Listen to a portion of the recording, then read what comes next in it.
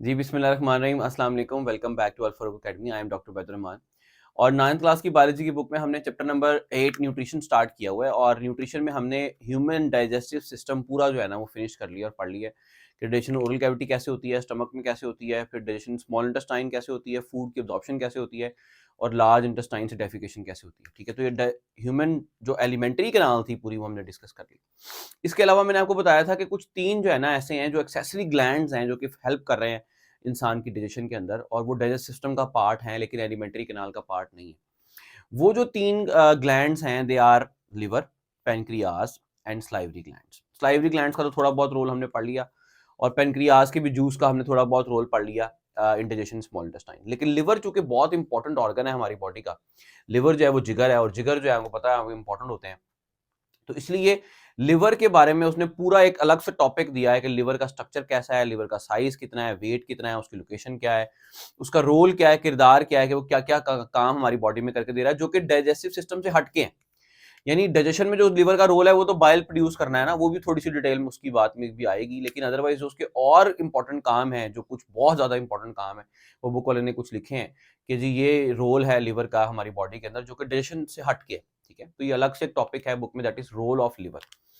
तो role of liver को जो है ना वो हमने आज पढ़ना है ध्यान से और इसमें से ये जो है ना इंपॉर्टेंट लॉन्ग क्वेश्चन भी है, पूरे का पूरा लॉन्ग में आ जाता है, तो आपने पूरा लिखना है लिवर का स्ट्रक्चर और उसके सारे इंपॉर्टेंट पॉइंट्स। कोई से शॉर्ट क्वेश्चन भी आ सकता है कि वो कहता है जी 2 इंपॉर्टेंट पॉइंट्स बता दें, कोई से 2 इंपॉर्टेंट रोल बता दें लिवर का, 3 बता दें और इनमें से कोई सा भी एक आधा कोई भी एक आधा पॉइंट जो है ना एमसीक्यू में पूछ जा सकता है। ठीक है, तो जो भी बात है इसको शुरू करते हैं और लिवर का देखते हैं कि लिवर में क्या है, लिवर कैसा है, कहाँ पे है और इसके क्या क्या इंपॉर्टेंट फंक्शंस है हमारी बॉडी के अंदर। ठीक है, तो लिवर को देखें जी, लिवर में पहला पॉइंट लिखा हुआ है, पहला लिखी बुक में, that is the largest gland of the body. Liver is the largest gland of the body. ठीक है, liver is the second largest organ of the body. Largest organ हमारी बॉडी का है skin. Skin is the largest organ of the body. Second largest organ कौन है? Liver. लेकिन gland सबसे बड़ा कौन है? The largest gland of the body is liver. सबसे बड़ा ग्लैंड है हमारी बॉडी का। ग्लैंड्स दो तरह के होते हैं, एक ग्लैंड्स होते हैं जो कि जूस प्रोड्यूस करते हैं, जिस तरह pancreatic juice, liver juice produce कर रहा है, bile, salivary gland juice produce कर रहे हैं, स्लाइवा। एक ग्लैंड ऐसे होते हैं जो कि हार्मोन्स प्रोड्यूस करते हैं, जिस तरह थायराइड ग्लैंड के बारे में हमने ग्वाइटर में पढ़ा था कि thyroid gland thyroxine hormone produce करता है। ठीक है, तो जो हार्मोन प्रोड्यूस करते हैं ना ग्लैंड्स, ये उनकी बात नहीं हो रही। उनमें जो सबसे बड़ा ग्लैंड है ना वो थायराइड ग्लैंड। जो ग्लैंड हार्मोन प्रोड्यूस करते हैं उनमें सबसे बड़ा ग्लैंड है थायराइड ग्लैंड जो कि नेक में पड़ा हुआ है। और जो ग्लैंड जूस प्रोड्यूस करते हैं, सिक्रीशंस प्रोड्यूस करते हैं, उन ग्लैंड में जो सबसे बड़ा ग्लैंड है ना, लार्जेस्ट ग्लैंड हमारी बॉडी का, वो है liver. Liver is the largest gland of the body. ठीक है, कैसा है? Multi lobed. मल्टी लोब्ड का मतलब है इसकी बहुत सारी लोब्स हैं, बहुत सारी लोब्स हैं।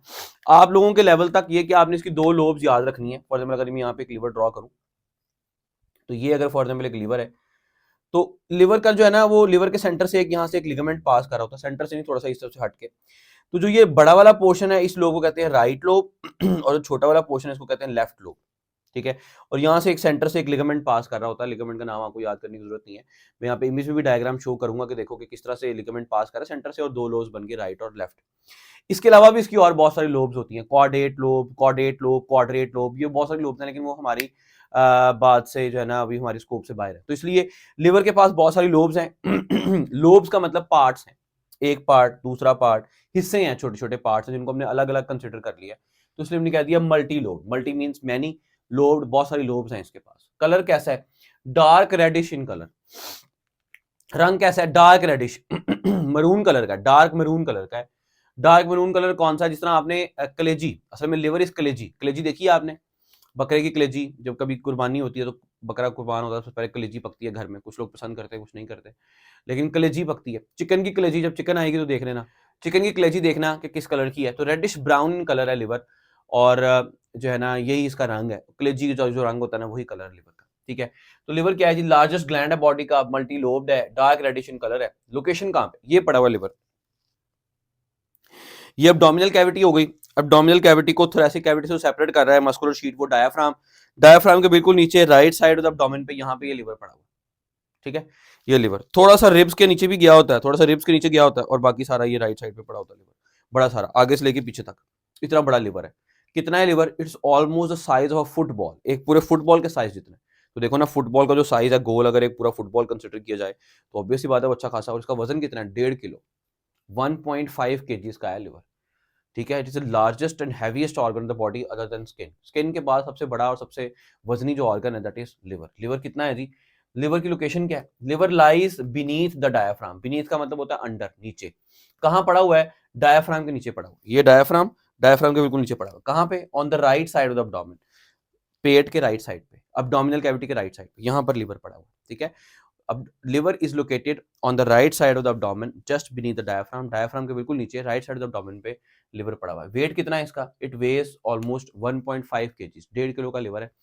And it is almost the size of football, एक पूरे बड़े फुटबॉल के साइज इतना इसका साइज है। तो हमने इसका इसकी लोकेशन भी देख ली कि कहाँ पे है, राइट साइड ऑफ एब्डोमेन पे है, जस्ट अंडर द डायफ्राम। इसका वेट भी देख लिया, 1.5 किलो है। इसका साइज भी देख लिया, फुटबॉल के साइज इतना है। इसका कलर भी देख लिया, रेडिश ब्राउन इन कलर है या डार्क रेडिश इन अपीयरेंस है।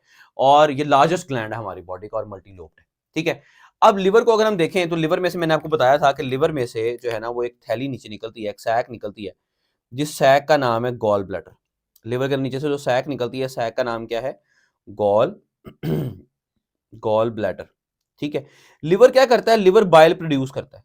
बाइल प्रोड्यूस करता है लिवर। वो बाइल फिर प्रोड्यूस होते होते लिवर की नालियों के जरिए नीचे आ जाता है इस गॉल ब्लैडर के अंदर।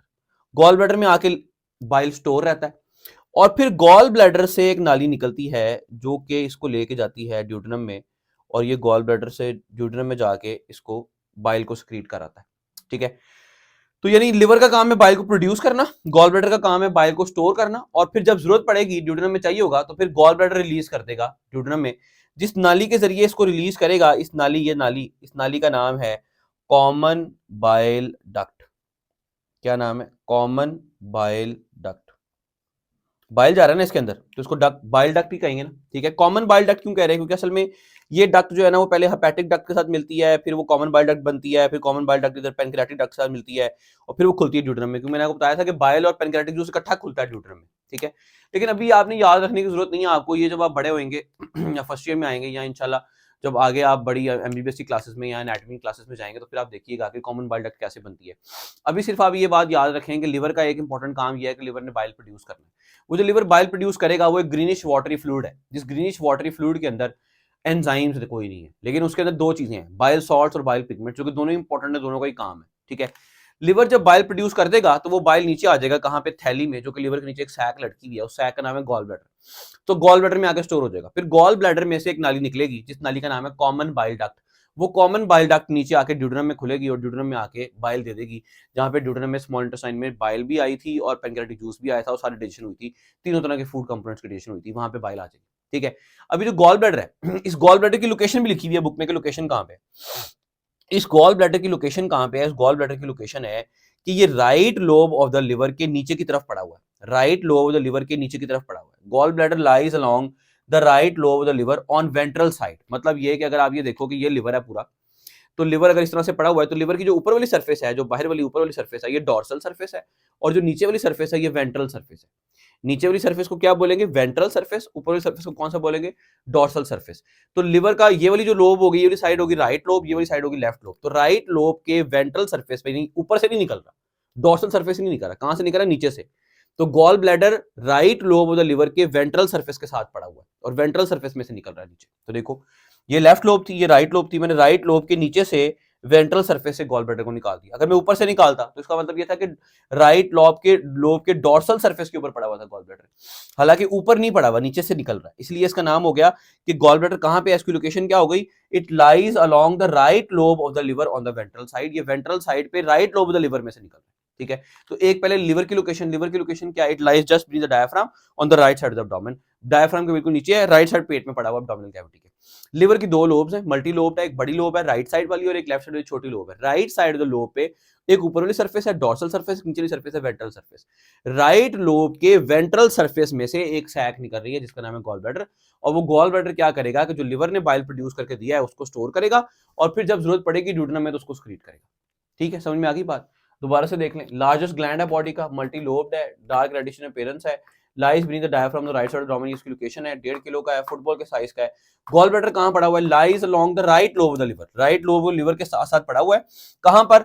डॉर्सल साइड पे ऊपर के नीचे वेंट्रल साइड के ऊपर पड़ा हुआ है। कहां पड़ा हुआ है?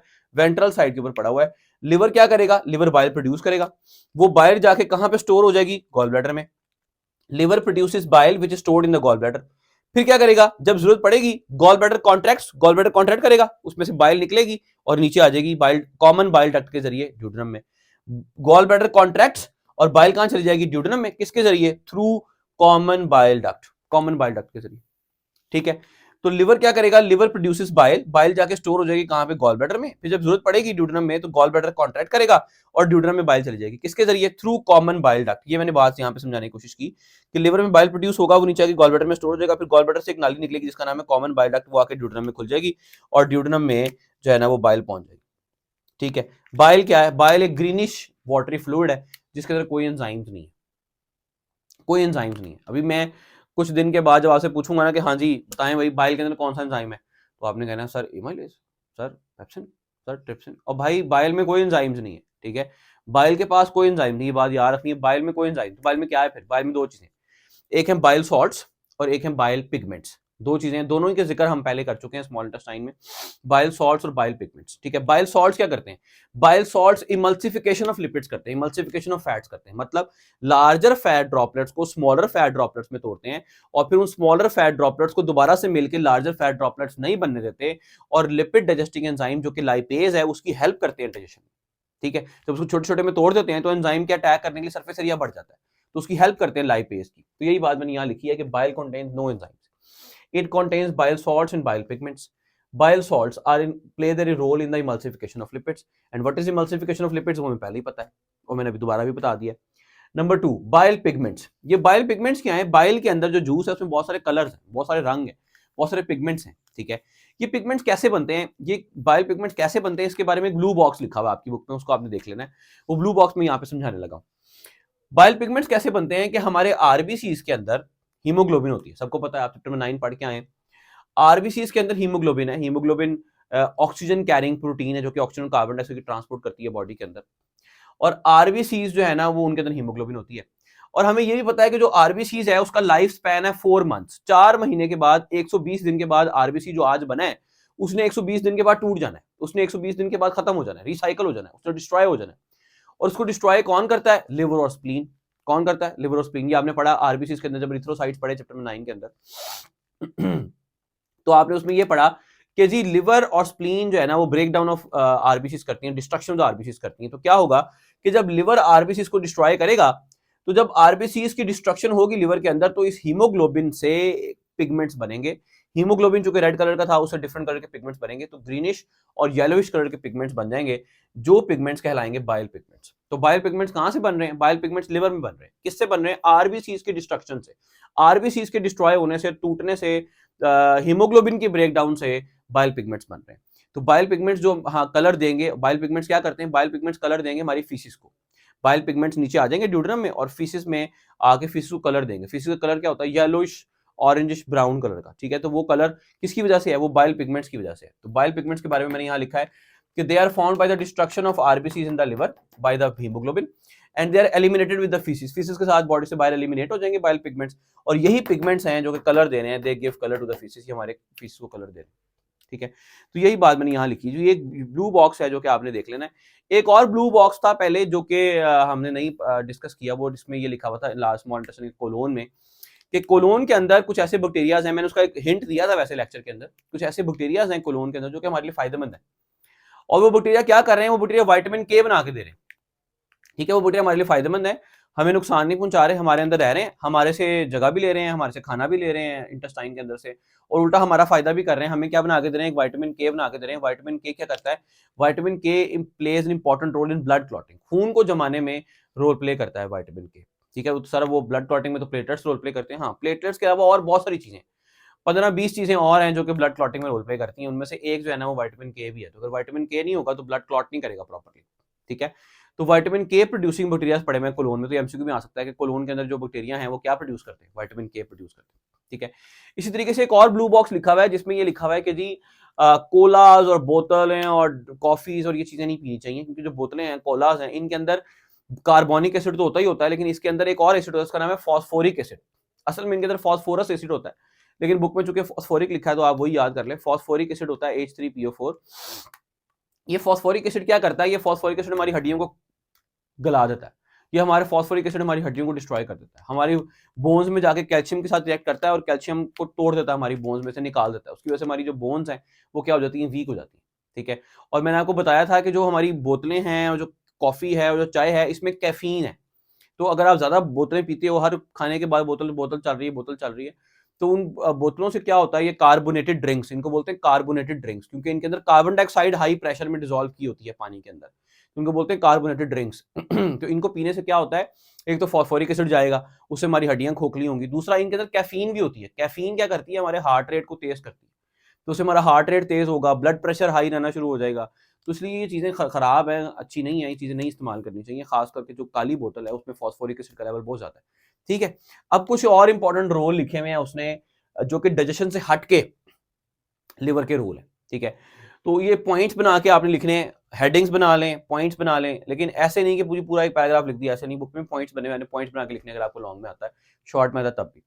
पहला पॉइंट लिखा है जी, removes amino group from the amino acids deamination. जो पहला काम है इसका लिवर का, वो क्या है कि it removes amino group from the amino acids. तो ये मैं यहाँ पर ही आपको सारी बातें एक्सप्लेन कर दूंगा, क्योंकि यहाँ पे थोड़ी सी जगह हमारे पास खाली है।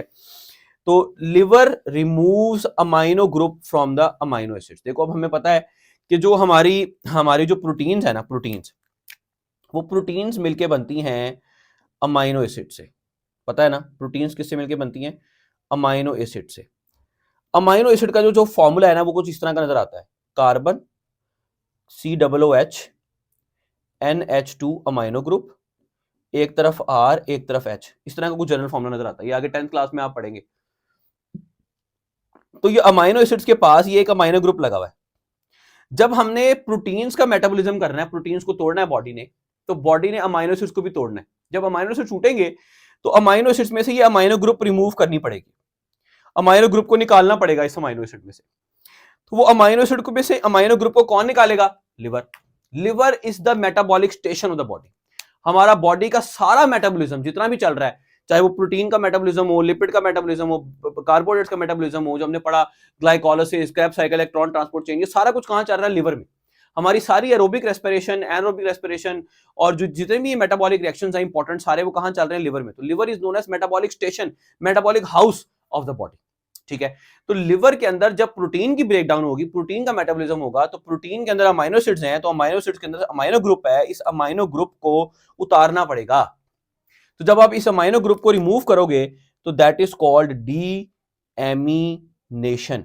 यानी डी का मतलब हो गया removal, degenerate, decompose, amine amino process है डी एमिनेशन। तो ऐसा प्रोसेस जिसमें अमाइनो ग्रुप में से, जिसमें अमाइनो एसिड्स में से इस अमाइनो ग्रुप को उतारा जाएगा, अमाइनो ग्रुप को उतारा जाएगा, this process is known as deamination. और ये कौन करेगा, लिवर करेगा। तो पहला स्टेप क्या लिखा हुआ है, पहला पॉइंट क्या लिखा हुआ है, liver removes amino group from amino acids, that is deamination. Metabolism करना है, मेटाबॉलिक स्टेशन है, मेटाबॉलिक हाउस है लिवर। प्रोटीन्स का भी मेटाबॉलिज्म करना है। प्रोटीन्स किससे मिलकर बनती है, अमाइनो एसिड से। अमाइनो एसिड के पास अमाइनो ग्रुप है NH2, अमाइनो ग्रुप का फॉर्मूला क्या है, NH2। ये NH2 को उतारना है इसमें से। जब NH2 उतारेंगे तो दैट इज डीएमिनेशन। डीएमिनेशन कौन कर रहा है, लिवर कर रहा है। ठीक हो गया, एक बात। नेक्स्ट पॉइंट देखें, नेक्स्ट पॉइंट पढ़ें क्या लिखा है, it converts ammonia into urea. NH3 का जो फॉर्मूला है, NH3 का फॉर्मूला है, NH3 किसका फॉर्मूला, NH3 फॉर्मूला है अमोनिया का, अमोनिया NH3। ठीक है, हमारी बॉडी में जब प्रोटीन्स का मेटाबॉलिज्म होता है, तो ये देखो अमाइनो ग्रुप निकला है ना, तो ये अमाइनो ग्रुप NH2 से कन्वर्ट हो जाता है NH3 में। NH3 क्या है, ammonia. Ammonia is very highly toxic form. Ammonia बड़ी खतरनाक है हमारी बॉडी के अंदर। अगर ज्यादा अमोनिया की टॉक्सिसिटी हमारी बॉडी के अंदर हो जाएगी तो वॉमिटिंग आएगी, चक्कर आएंगे, तबीयत खराब हो सकती है और खुदा ना खासा झटके लग सकते हैं। ज्यादा अगर अमोनिया की कंसंट्रेशन हो जाए तो और मेंटल प्रॉब्लम्स भी आ सकती है और बहुत सारी प्रॉब्लम्स आ सकती हैं। तो हम चाहते हैं कि हम अमोनिया जो कि टॉक्सिक फॉर्म है उसको एक और कंपाउंड में कन्वर्ट कर लें जिसका नाम है यूरिया। यूरिया भी टॉक्सिक है लेकिन अमोनिया की निस्बत बहुत कम टॉक्सिक है, अमोनिया की निस्बत बहुत कम खतरनाक है यूरिया। तो हम चाहते हैं कि अमोनिया को कन्वर्ट कर लें किसमें, यूरिया में। तो लिवर कहता है मैं हूं ना, मैं जिगर हूं, मैं करके दूंगा अमोनिया को लेस टॉक्सिक फॉर्म में यूरिया में कन्वर्ट। तो लिवर क्या करेगा, लिवर अमोनिया को कन्वर्ट कर देगा, NH3 को कन्वर्ट कर देगा इनटू यूरिया। यूरिया का फॉर्मूला क्या है, यूरिया का फॉर्मूला होता है ऐसे सी के ऊपर ऐसे O लगा होता है, एक तरफ एक NH2 एक तरफ एक NH2। ठीक है, दो अमाइनो ग्रुप लगे होते हैं। शॉर्टकट फॉर्मूला लिखें CONH2 होल ट्वाइस, ये होता है यूरिया का फॉर्मूला। ठीक है, तो एक अमोनिया यहां पे आ गया, एक अमोनिया यहां पे आ गया, अमोनिया नहीं है, NH2 अमाइनो ग्रुप है, ठीक है, लेकिन दो अमोनिया इस्तेमाल होते हैं तो एक यूरिया बन जाता है। कौन बना के देता है? लिवर। क्यों बनाया? अमोनिया खतरनाक है, यूरिया खतरनाक नहीं है, यूरिया लेस टॉक्सिक फॉर्म है। तो बॉडी क्या करेगी, लिवर क्या करेगा, लिवर अमोनिया को उठाएगा और दो अमोनिया को उठाएगा और एक यूरिया बना देगा, ठीक है, और फिर ये यूरिया यूरिन में हमारी बॉडी से निकल जाएगा, क्योंकि है तो ये भी हार्मफुल, मैंने बताया कि लेस टॉक्सिक है लेकिन है तो ये भी हार्मफुल, तो इसको बॉडी से बाहर निकाल लेना, तो वो एक्सक्रीटरी सिस्टम में यूरिन में बॉडी से बाहर निकल जाएगा। कैसे निकलेगा वो हमारा चैप्टर नंबर 10 का पहले ही सेकंड लेक्चर है, सेकंड चैप्टर है इंशाल्लाह होम्योस्टेसिस में हम देखेंगे कि इंसान का एक्सक्रीटरी सिस्टम कैसे है और कैसे यूरिन बन रहा है और कैसे यूरिन में ये यूरिया बॉडी से बाहर जा रहा है, ठीक है। तो पहला पॉइंट हो गया, it removes amino group from the amino acids, deamination, वो मैंने समझाया। दूसरा, it converts ammonia to urea, ammonia को लेस टॉक्सिक फॉर्म यूरिया में कन्वर्ट कर देगा, कैसे वो मैंने आपको बताया। उसके बाद लिखा है जी तीसरा point, destroy old RBCs. RBCs की उम्र आपको पता है कितनी है, आरबीसीज की एज कितनी है, 120 डेज। एक आरबीसी जो आज बना है उसने 120 दिन के बाद, 4 महीने के बाद, 4 मंथ्स के बाद आरबीसी ने मर जाना है। वो आरबीसी को कौन तोड़ेगा, डिस्ट्रॉय करेगा? लिवर। ओल्ड आरबीसी को कौन डिस्ट्रॉय करेगा? लिवर। क्यों? क्योंकि आरबीसी नए बनते जा रहे हैं, तो पुराने जो काम नहीं कर रहे सही से उसको खत्म कर दो, उसको तोड़ दो, और उसको तोड़ने के बाद क्या करो, उसको रिसाइकल कर लो, उस आरबीसी में से जो निकलता है उसको रिसाइकल कर लो। क्या निकलेगा? हीमोग्लोबिन। तो हीमोग्लोबिन को आरबीसी तोड़ेगा और हीमोग्लोबिन को डिस्ट्रॉय करेगा और क्या बना लेगा? बाइल पिगमेंट्स बना देगा। बाइल पिगमेंट्स क्या करेंगे? एलिमिनेट हो जाएंगे फीसेस के साथ और हमारे फीसेस को कलर देंगे, ठीक है। तो ये देखो बन रहे थे ना बाइल पिगमेंट्स, तो वो ये कि यही है, डिस्ट्रॉय ओल्ड आरबीसीज। आरबीसीज को ओल्ड जो पुराने होंगे उनको डिस्ट्रॉय कर देगा लिवर। एक आरबीसी जो आज बना है उसकी उम्र कितनी है? 120 दिन। 4 महीने के बाद आरबीसी ने टूट जाना है, तो जो आरबीसी टूटेगा उसको तोड़ेगा कौन? लिवर। ये भी एक इसका काम है, रिसाइकलिंग कर रहा है, ये काम है। Number 4, manufacturing blood clotting proteins that is fibrinogen. हमारा जो खून जमता है, ब्लड क्लॉट बनता है, यानी चोट लगी, वहां से ब्लीडिंग हो रही थी, लेकिन फिर क्या हुआ, वहां पे क्लॉट बन गया, वहां पे सील बन गई और वहां पे जो है ना वो अब वहां से ब्लीडिंग नहीं हो रही। तो वो जो क्लॉट बना, उस क्लॉट को बनाने के लिए कौन रोल प्ले करता है? फाइब्रिनोजेन। एक प्रोटीन है फाइब्रिनोजेन, ठीक है, वो कौन बना रहा है? लिवर। अच्छा सर, वो तो प्लेटलेट्स ब्लड क्लॉटिंग में रोल प्ले करते हैं। हाँ, तो इस तरह से होता है, इस तरह से होता है कि देखें ये जगह हमारी बड़ी इंपॉर्टेंट है, यहाँ पे मैंने सारी बातें एक्सप्लेन करनी है। किस तरह से होता है? इस तरह से होता है कि जो ये एक प्रोटीन है, जिस प्रोटीन का नाम है फाइब्रिनोजेन, ये फाइब्रिनोजेन ब्लड में सॉल्युबल होती है। ये फाइब्रिनोजेन एक प्रोटीन में कन्वर्ट होती है जिसका नाम है फाइब्रिन। ये फाइब्रिन इनसॉल्युबल होती है। फाइब्रिनोजेन क्या होती है? सॉल्युबल, ये हल होती है पानी में, ब्लड में ये नजर नहीं आती। लेकिन ये जो फाइब्रिन में जब कन्वर्ट होती है ना, तो ये इनसॉल्युबल होती है। इनसॉल्युबल का मतलब है ये पानी में, ब्लड में हल नहीं होती, बल्कि इसके धागे ऐसे बन जाते हैं, धागे, और इसके धागे ऐसे क्रिस क्रॉस मैनर में अरेंज हो जाते हैं। क्रिस क्रॉस मैनर में कैसे? कि ऐसे ऐसे नेटवर्क बन जाता है, पूरा जाल बना लेते हैं फाइब्रिन के फाइबर्स, ऐसे पूरा जहां पे ब्लड क्लॉट बनाना होता है वहां पे पूरा ऐसे जाल बना लेते हैं धागों का, ऐसे फाइबर पूरा नेटवर्क बना लेते हैं। और इसके बीच में आके फिर प्लेटलेट्स फंस जाते हैं। इसके बीच में आके फिर क्या होता है? प्लेटलेट्स फंस जाते हैं। फिर प्लेटलेट्स फंस जाते हैं तो पूरे का पूरा जो है ना वो एक ब्लड क्लॉट बन जाता है, ठीक है।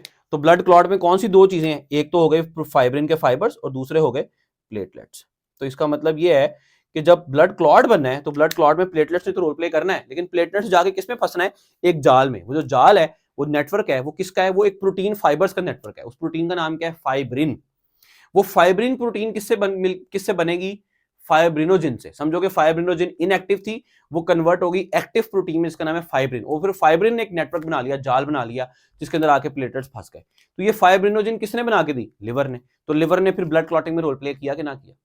किया ना। तो यही पॉइंट हमारा 4th लिखा हुआ है, it manufactures blood clotting proteins that is fibrinogen. तो मैंने आपको समझाया कि फाइब्रिनोजेन कन्वर्ट होगी, जो कि इनएक्टिव है, सॉल्युबल है, इनटू फाइब्रिन जो कि इनसॉल्युबल है, और फिर फाइब्रिन ऐसे एक नेटवर्क बनाएगा, मैश बनाएगा, नेटवर्क बनाएगा, जाल बनाएगा, वेब बनाएगा, और फिर उसके अंदर प्लेटलेट्स फंस जाएंगे और पूरे का पूरा एक ब्लड क्लॉट बन जाएगा और यहां से खून निकलना बंद हो जाएगा, ठीक है। 4 पॉइंट्स हो गए। पांचवा देखिए, पांचवा क्या है? कहता है जी, it converts glucose to glycogen and it again converts glycogen to glucose. ये बड़ी इंपॉर्टेंट बात है। It converts glucose to glycogen and वापस भी कन्वर्ट कर सकता है ग्लाइकोजन को ग्लूकोज में, इसलिए मैंने दोनों तरफ एरो लगा दी। Converts glucose to glycogen, glycogen to glucose. मतलब देखो क्या, ग्लाइकोजन जो है ना वो पॉलीसेकेराइड है, बड़ा कार्बोहाइड्रेट है, कॉम्प्लेक्स कार्बोहाइड्रेट है। ग्लूकोज सिंपल सा है, सादा सा है, छोटा सा है। लिवर क्या करेगा? ग्लूकोज को कन्वर्ट कर देगा ग्लाइकोजन में और ग्लाइकोजन को कन्वर्ट कर देगा ग्लूकोज में। वो कैसे? देखो, हमने खाना खाया, हम डेली जो खाना खा रहे हैं वो हमारी जरूरत से बहुत ज्यादा है। हम तो 2 टाइम खाना खा के भी जिंदा रह सकते हैं, लेकिन हम सुबह उठते हैं, नाश्ता करते हैं, फिर स्कूल जाते हैं, स्कूल में कुछ खाते हैं, फिर दोपहर को घर आते हैं, घर आके कुछ खाते हैं, फिर शाम को अकेडमी जाते हैं, अकेडमी में कुछ खाते हैं, फिर आ जाके खाते हैं। इसका मतलब हम कितना टाइम खाना खा रहे हैं? 5 टाइम। और जो खा रहे हैं वो भी गंद बुला है, और उसमें एनर्जी है, कैलोरीज है बहुत ज्यादा। मीठा खा लिया, जूस पी लिया, बोतलें पी ली, चॉकलेट्स खा ली, ये चीजों में एनर्जी बहुत ज्यादा है।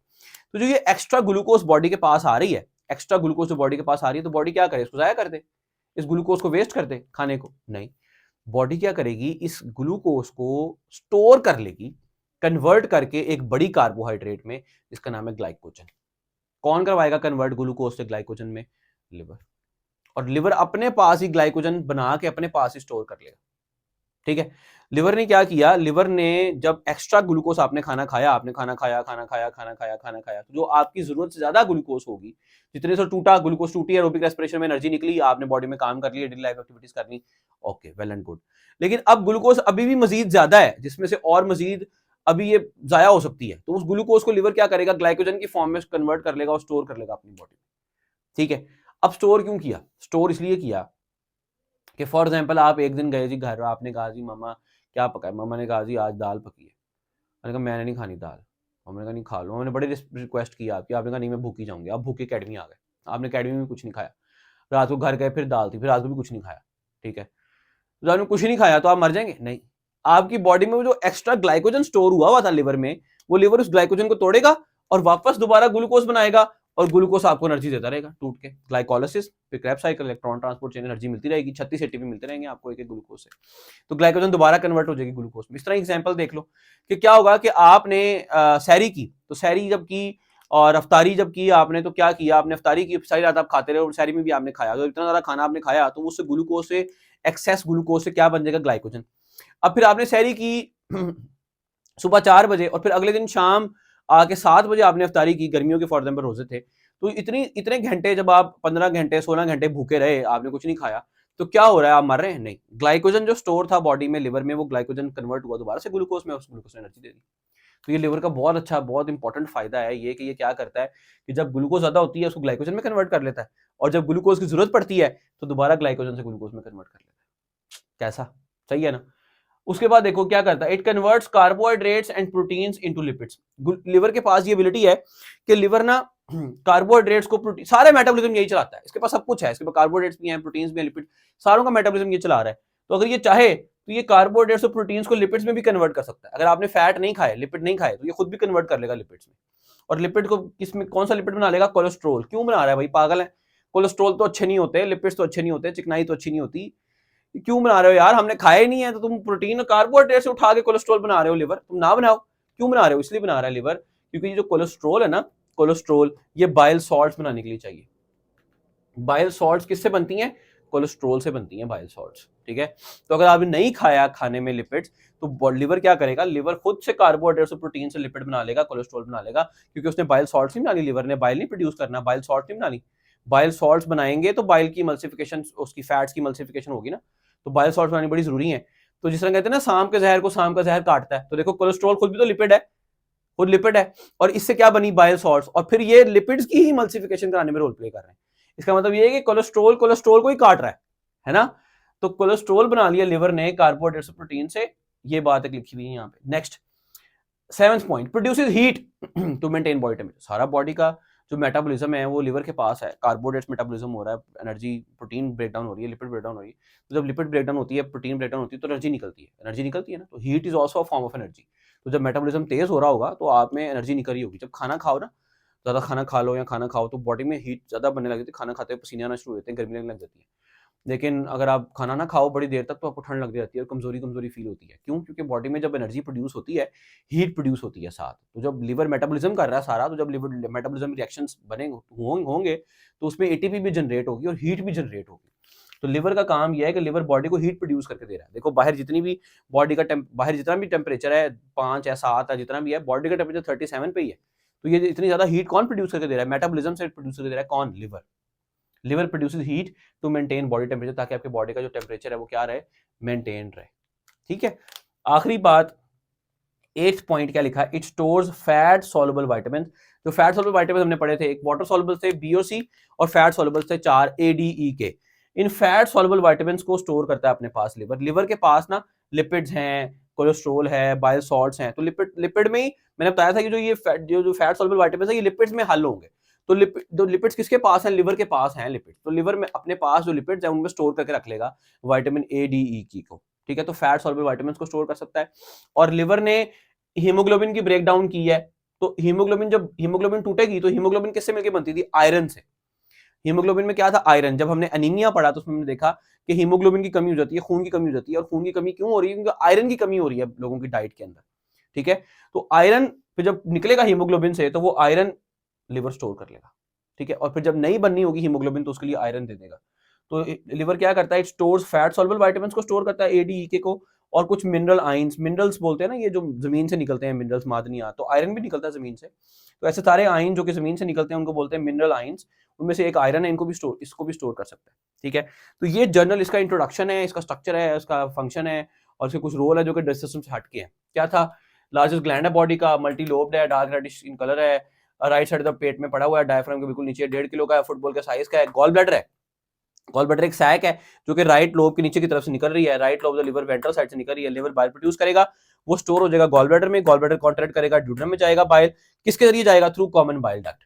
बाइल में क्या होता है? कोई एंजाइम्स नहीं होते, बाइल सॉल्ट्स होते हैं और बाइल पिगमेंट्स होते हैं। Bile salts emulsification of lipids करते हैं। बाइल पिगमेंट्स किस तरह बनते हैं कि आरबीसी तरह जो हीमोग्लोबिन है ये टूटती है, डिस्ट्रक्शन होती है लिवर में, और बाइल पिगमेंट्स बन जाते हैं इनसे, जो कि फीसिस का एलिमिनेट हो जाते हैं, हमारे कलर देते हैं हमारे फीसिस को। इसके अलावा कुछ इंपॉर्टेंट पॉइंट्स लिखे हुए थे कि जी ये क्या करता है? अमाइनो ग्रुप को रिमूव करता है, अमाइनो एसिड से डीएमिनेशन करता है, अमोनिया को लेस टॉक्सिक फॉर्म में यूरिया में कन्वर्ट करता है, पुराने आरबीसी को जो कि 4 महीने की उम्र पूरी कर चुके हैं उनको तोड़ देता है, ब्लड क्लॉटिंग प्रोटीन फाइब्रिनोजन बनाता है, फाइब्रिन में कन्वर्ट होती है, प्लेटलेट्स का मिलकर खून को रोकती है, जमने में हेल्प करती है, एक्स्ट्रा ग्लूकोज को ग्लाइकोजन में कन्वर्ट कर देता है, जब जरूरत पड़ती है ग्लाइकोजन से ग्लूकोज बना देता है, कार्बोहाइड्रेट्स प्रोटीन्स को लिपिड्स में कन्वर्ट कर सकता है, कोलेस्ट्रॉल में, ताकि बाइल साल्ट्स बना सके, हीट जनरेशन करता है बॉडी में मेटाबॉलिज्म में, और फैट सॉल्युबल विटामिन्स को, एडीई के और आयरन को स्टोर करता है, ठीक है। तो उम्मीद है कि यहाँ तक बात समझ में आ गई होगी। अगर कोई बात पूछना चाहते हैं तो नीचे कमेंट्स में पूछ लें। अंटिल नेक्स्ट टाइम, ढेर सारा ख्याल रखें। अल्लाह हाफिज़।